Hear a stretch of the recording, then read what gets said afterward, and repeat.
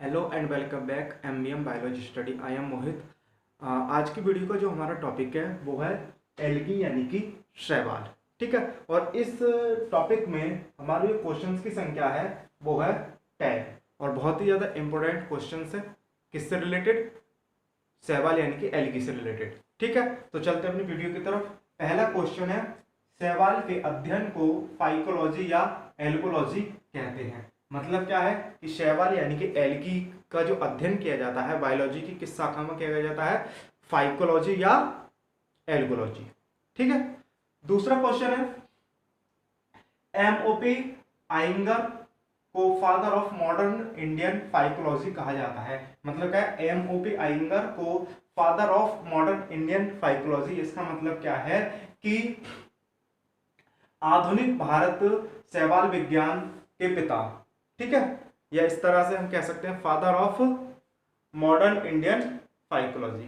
ठीक है, इसका जो पिता है या इसका जो जनक है, अगर हम किसको कहेंगे, वो कहेंगे एमओपी आइंगर को। ठीक, नेक्स्ट क्वेश्चन है कि आवास। इसका जो इंपॉर्टेंट क्वेश्चंस के नजरिए से अगर देखें तो इसका आवास यानी कि हैबिटाट है।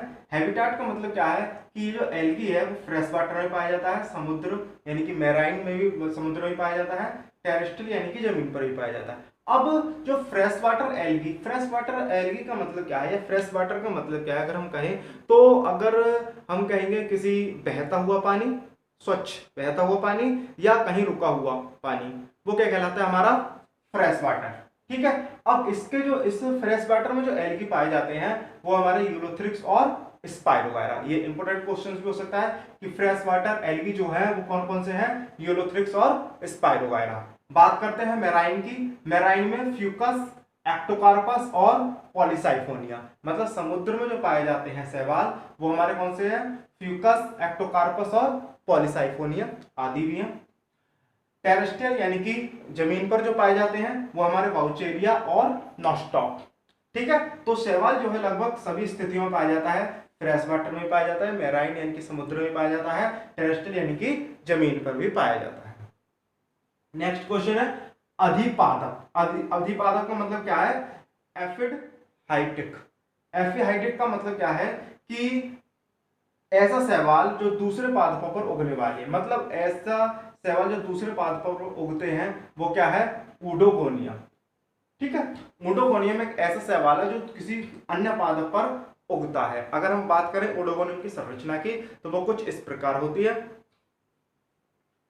ठीक, नेक्स्ट क्वेश्चन है अंतःपादपी। अंतःपादपी का मतलब क्या है? एंडोफाइटिक। एंडोफाइटिक का मतलब क्या है कि ऐसा शैवाल जो दूसरे पादपों के अंदर पाए जाने वाले, दूसरे पादपों के जो अंदर पाए जाते हैं वो शैवाल कौन से है? एनाबीनस शैवाल है। और कहां पाया जाता है?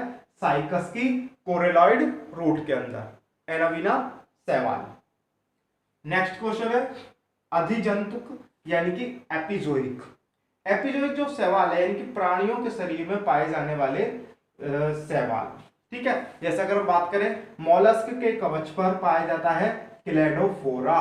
क्लेडोफोरा कहां पाया जाता है? मॉलस्क के कवच पर, यानी कि प्राणियों के शरीर पर, यानी कि जंतुओं के शरीर पर पाए जाने वाला शैवाल है क्लेडोफोरा, और जो कहां पाया जाता है? मॉलस्क के कवच पर। नेक्स्ट क्वेश्चन है अंतःजंतुक यानी कि एंडोजोइक। एंडोजोइक का मतलब क्या? अगर हम बात करें इसमें जैसे एंडोफाइटिक था वैसे ही एंडोजोइक।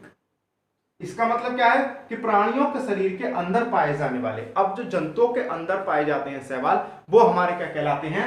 एंडोजोइक कहलाते हैं। अब वो जो पाया जाता है हाइड्रा में पाया जाता है, कौन सा शैवाल है? जूक्लोरेला। ठीक है, नेक्स्ट क्वेश्चन है परजीवी यानी कि पैरासाइट जो होते हैं या पैरासिटिक जो होते हैं हमारे शैवाल वो है सेफेलोल्यूरस और हार्वेयेला। ठीक है, ये दो ऐसे एल्गी हैं जो क्या कौन से नेचर के हैं? पैरासाइट नेचर के हैं या परजीवी प्रकृति के हैं। नेक्स्ट क्वेश्चन है लाल समुद्र, रेड सी। ठीक है, भूमध्य सागर का वह भाग जो ट्राइकोडेस्मियम इरिथ्री, एक शैवाल का नाम है ट्राइकोडेस्मियम इरिथ्री नामक नीले हरे शैवाल। नीले हरे शैवाल का मतलब क्या है? Blue green algae. Blue green algae के कारण लाल रंग का हो जाता है।